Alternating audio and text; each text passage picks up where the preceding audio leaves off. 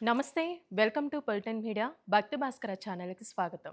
ప్రస్తుతం మనతో ఉన్నారు ప్రముఖ ఆధ్యాత్మికవేత్త, ప్రముఖ జ్యోతిష వాస్తు పండితులు మాడుగుల శివప్రసాద్ గురువుగారు ఉన్నారు. మరి గురుగారితో మాట్లాడి మనకున్న సందేహాల గురించి అడిగి తెలుసుకుందాం. నమస్కారం గురుగారు. ఆశీర్వచనం తల్లి. గురుగారు ఈ మధ్య కాలంలో అంటే 41 రోజులు ఏదైనా చేస్తే అది దీక్ష కిందకే వస్తది కాబట్టి, హనుమంతుడి వారికి సంబంధించండి ఈ మధ్య కాలంలో హనుమత్ పారాయణం అనుకోవచ్చు, హనుమాన్ చాలీసా ఇలా దీక్షగా తీసుకుంటూ ఉన్నారు. అంటే బ్రాహ్మీ ముహూర్తంలో హనుమాన్ చాలీసా చదవడం ఈ విధంగా అండి. ఈ దీక్ష చేయడం వల్ల మనకి ఎలాంటి ఫలితం ఉంటుందంటారు? శ్రీ మహాగణాధిపతయే నమ. ఐం మహాసరస్వత్యే నమ. శ్రీ లలితాంబికాదేవియే నమ. సహజముగా దీక్ష అంటే ఏ దీక్ష అయినా భవానీ దీక్ష కావచ్చు, శివమాల అని కావచ్చు, హనుమత్ హ్మ్. దీక్ష కావచ్చు, మన అయ్యప్ప స్వామి దీక్ష కావచ్చు, ఏ దీక్ష అయినా ఒక దీక్ష అనేటువంటిది మనం ఒక చేస్ వ్రతంలాగా. వ్రతం అంటే ఏమిటంటే మనం మామూలుగా జనరల్గా పదం ఏదో ఇంట్లో పూజ చేసుకుంటున్నామని అయిపోయింది. కాదు, వ్రత దీక్ష అని అంటాం దీన్ని. ఈ దీక్షను మనం 41 రోజు మండల పర్యాయము అనేటువంటిది చెయ్యాలి. ఈ దీక్ష తీసుకుంటూ ఉండేటువంటి వాళ్ళు కొంతమంది పెళ్లి కాని వాళ్ళు తీసుకుంటారు. హ్మ్. కొంతమంది పెళ్ళి అయిన వాళ్ళు కూడా దీక్ష తీసుకోవచ్చు. ఆంజనేయ స్వామి. ఎందుకంటే ఆంజనేయ స్వామి మామూలుగా బ్రహ్మచారి కాబట్టి మేము ఇట్లా చేస్తున్నాం, అట్లా చేస్తున్నాం అనేది ఏదో వాళ్ళకు ఉండేటువంటిది. అయితే నేనేం చెప్తున్నా అంటే క్లారిటీగా చెప్పాలి. మనం ఏదన్నా హ్మ్. చెప్తున్నప్పుడు సమాజానికి ఒక మెసేజ్ ఇస్తున్నప్పుడు దానికి ఒక ప్రామాణికం ఉండాలి. ఆంజనేయ స్వామి దీక్ష చెయ్యాలి అని అనుకునేటువంటి వాళ్లకు పాటించాల్సినటువంటి నియమాలు ఏమిటి? ఇవి పాటించిన దానివల్ల ఏం జరుగుతుంది అనేది ఇక్కడ మనకు కావాల్సింది. ఇక్కడ సహజంగా ఏం చేస్తారంటే ఆంజనేయ స్వామి దీక్ష తీసుకునేటప్పుడు ముందు రోజు కూడా నేను స్వామి దీక్ష తీసుకుంటున్నాను రేపు హ్మ్. అనేటువంటి భావనతో బ్రహ్మచారి అయినా వివాహితుడైన బ్రహ్మచర్యము పఠించటం ఆడవాళ్ళు గూడా చేయొచ్చండి? లక్షణంగా చేసుకోవచ్చు. నేను స్త్రీ పురుషులకు అనేటువంటిది ఏమీ లేదు చెప్తున్నా. అదే. మరి ఆడవాళ్ళు తీసుకుంటారు అంటే మధ్యలో నెలసరి అనేటువంటిది ఒకటి వస్తుంది కదా. హ్మ్. అవి లేని వాళ్ళు చేయవచ్చును 41 రోజు. అవి ఉన్నటువంటి వాళ్ళు రెగ్యులర్గా ఆంజనేయ స్వామిని ఆరాధించవచ్చును. ఎలాంటి ఇబ్బంది ఉండదు. ఇక్కడ ముందు రోజు కూడా బ్రహ్మచర్యం అనేది పఠించటం. నేను దీక్ష తీసుకోబోతున్నాను రేపు. ముందు రోజు రాత్రి, ముందు రోజు ఉదయం కూడా తలస్నానం చేయటం. చేసి మనం ఆ రోజు ఆంజనేయ స్వామిని తలుచుకోవటం. హ్మ్. తండ్రి, నీ దీక్ష నేను తీసుకుంటున్నాను. ఎందుకు తీసుకుంటున్నాము? ఏవో వాళ్ళకు ఉండేటువంటి కోరికలు. ఏ కోరికలైనా కావచ్చు, ఏ కష్టాలైనా కావచ్చు. ఆ కష్టాలు తీరడం కోసము దేనికో ఒకదానికి నేను లేదు ఆంజనేయ స్వామి మీద ఉండేటువంటి ప్రబలమైనటువంటి ఆయన మీద ఉండేటువంటి దీని వలన కూడా తీసుకోవచ్చు. నాకు ఆ దేవుడు అంటే ఇష్టం. ఇష్టదేవుడు నేను తీసుకుంటున్నాను. ఓకే, చేసుకో. మరుసటి రోజు ఆంజనేయ స్వామికి సంబంధించినటువంటి ఒక మాల, లేదా రుద్రాక్షమాల కావచ్చు, ఏ మాలైనా కావచ్చు, హ్మ్. ఒక మాల వాళ్ళకు అనుకూలమైనటువంటిది వేసుకోవటము. తర్వాత ఇక్కడ ఎర్రటి వస్త్రాలు ధరించటం. ఆంజనేయ స్వామికి కాషాయము ధరించవచ్చును, ఎరుపు ధరించవచ్చును, ఇబ్బంది ఏమీ లేదు. చాలామంది ఎక్కువ ఎరుపు వస్త్రాలు ధరిస్తారు. కాషాయం. అవి కాషాయమైన హ్మ్. ధరించవచ్చును. ఎరుపు వస్త్రాలు ధరించిన తర్వాత సహజంగా పచ్చకర్పూరముతో కలిపినటువంటి గంధము హ్మ్. అంటే మన సింధూరం పెట్టుకోవటం ఆంజనేయ స్వామి. ఇక్కడ మనం దీనికన్నా ముందు ఇంకా చేయాల్సింది ఏమిటి? దీక్ష తీసుకున్నాం, బాగుంది. ఆంజనేయ స్వామి గుడికి పోయో లేకపోతే గుళ్ళో అర్చకుడితో వేయించుకోవడమా, లేదా ఇంట్లోనే తీసుకోవడమా, ఎవరి సౌకర్యం వాళ్ళది. ఏం తప్పేం లేదు. పటం ముందు మాల పెట్టి మనం వేసుకోవటమా? ఆ పటం ఏం పటం? మనం రోజు చేయాల్సినటువంటి పని ఏమిటి దీక్ష తీసుకున్న తర్వాత అని ఒక్కసారి మనం ఆలోచన చేసినట్టయితే మనకు ఒక రాముల వారి పటం ముందు పెట్టుకోవటం. హ్మ్. ఆంజనేయ స్వామి యొక్క దీక్ష సఫలీకృతము కావాలి అంటే రాముల వారి పూజ చేయాలి. ముందుగా.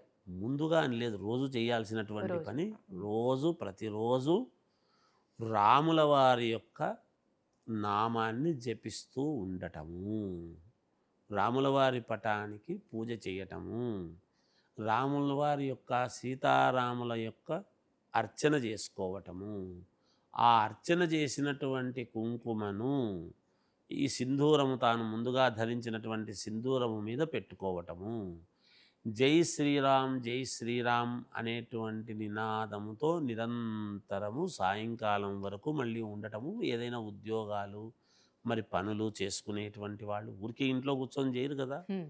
ఉంటాయి కదా ఏవో పనులు, మిగతా వాళ్ళ వ్యక్తిగతమైనటువంటి పనుల మీదకి వెళ్ళిపోవచ్చు.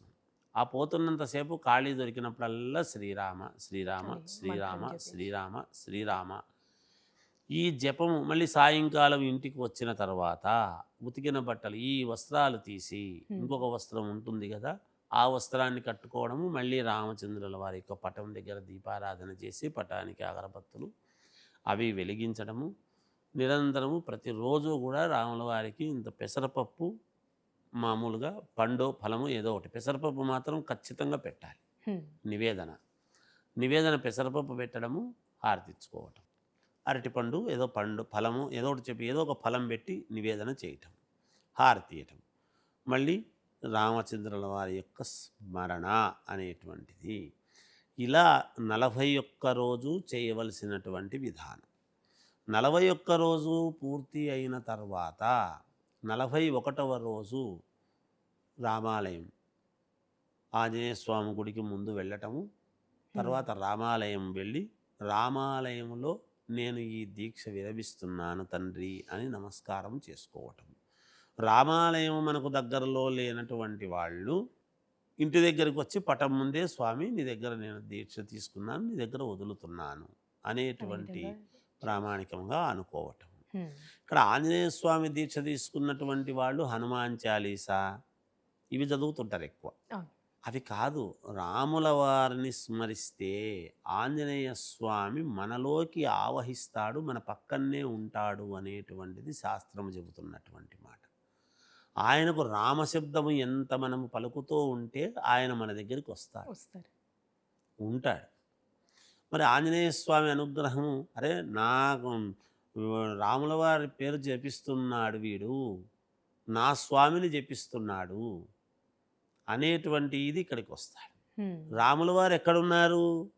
ఆంజనేయ స్వామి హృదయంలో ఉన్నాడు కదా. అప్పుడు రాముల వారిని మనం ఎప్పుడైతే స్మరిస్తున్నామో ఆంజనేయ స్వామి హృదయం దేహం మన దగ్గరికి వచ్చినట్టే కదా.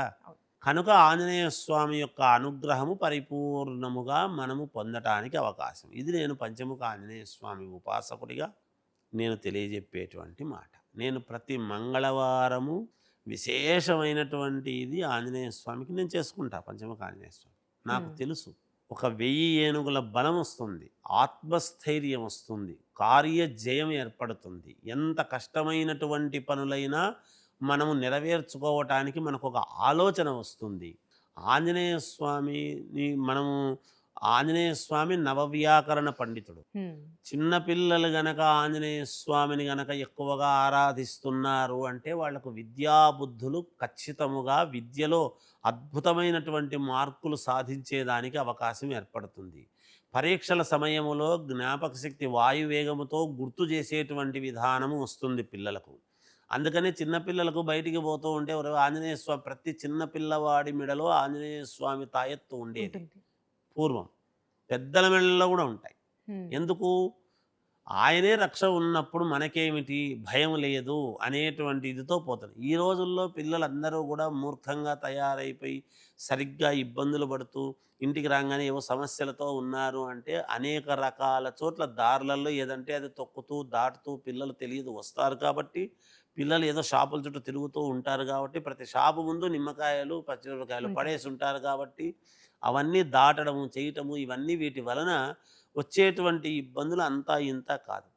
ఇవన్నీ పోవాలి అంటే ప్రతి పిల్లవాడి మెడలో కూడా ఆంజనేయ స్వామి యొక్క తాయెత్తు చాలా అవసరమైనటువంటి. ఎందుకు తాయెత్తు అంటే కంఠము. కంఠం అంటే ఏమిటి? మనము మాట ఎక్కడి నుంచి వస్తుంది? మన మనస్సులో నుంచి వస్తుంది. మన మనసు ఏమిటి? మెదడు ఆలోచన చేసేటువంటి విధానం. ఒకటి దాన్ని బట్టే మనం ఒక పరీక్ష రాయాలన్నా, ఒక మాట మాట్లాడాలన్నా, ఒక ఆఫీసర్ ఒక ఫైల్ మీద సంతకం పెట్టాలన్నా, ఇది పెట్టొచ్చా పెట్టకూడదా అనేటువంటి ఆలోచన చేయాలన్నా సర్వము మనకు విజయం లభించాలి అంటే ఆంజనేయ స్వామి యొక్క అనుగ్రహము పరిపూర్ణముగా ప్రతి వాళ్లకు ఉండాల్సిందే. చిన్న పెద్ద ముసలి ముతుక ప్రతి వాళ్లకు అవసరమే హ్మ్. ఆంజనేయ స్వామి యొక్క అనుగ్రహం. పైగా చిరంజీవి, ముసలి హ్మ్. వాళ్ళకి ఏం సంబంధం గురువుగారు అనుకోవచ్చు, కానీ ఆరోగ్యాన్ని ఇవ్వవలసినటువంటి వాడు కూడా ఒక రకంగా ఆంజనేయ స్వామి. దేహదారుఢ్యం, అనుకూలత. ఎందుకు? సూర్యభగవాను సైతము మెప్పించి నవవ్యాకరణాన్ని నేర్చుకున్నాడు కదా.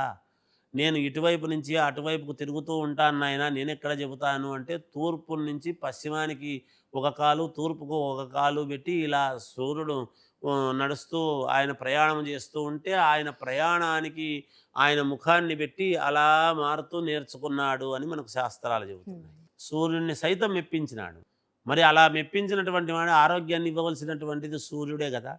మరి ఆంజనేయ స్వామి అనుగ్రహం ఉంటే కానిది ఏముంది? దేవేంద్రుని సైతము ఎదిరించినటువంటి వాడు కదా ఆంజనేయ స్వామి. మరి కానిది ఏముంది? త్రిమూర్తులను సైతము మృత్యుంజయుడు ఇతనికి పర్వాలేదు, మా ఆయుధాలు ఏవి ఇతని మీద పనిచేయవు అనేటువంటి ప్రామాణికాన్ని పొందినాడు అంటే మరి ఆంజనేయ స్వామిని ఆరాధిస్తే జరగనటువంటిది ఏముంటుంది? అందువలన ఆంజనేయ స్వామిని మనం వీళ్ళు మాల వేసుకున్నటువంటి వాళ్ళు రాముణ్ణి, ఆంజనేయ స్వామికి ప్రీతికరమైనటువంటిది ఏమిటి అనేటువంటిది కనుక మనం ఎప్పుడైతే పట్టుకుంటామో తప్పకుండా ఆంజనేయ స్వామి మనలో అనుగ్రహం. ఖచ్చితముగా అనుగ్రహము మనకు కలుగుతుంది అనేటువంటిది ఈ విధంగా తెలియజేసేటువంటి మాట. చాలా చక్కగా తెలియసే గురువుగారు. ధన్యవాదాలండి. జయోస్తు.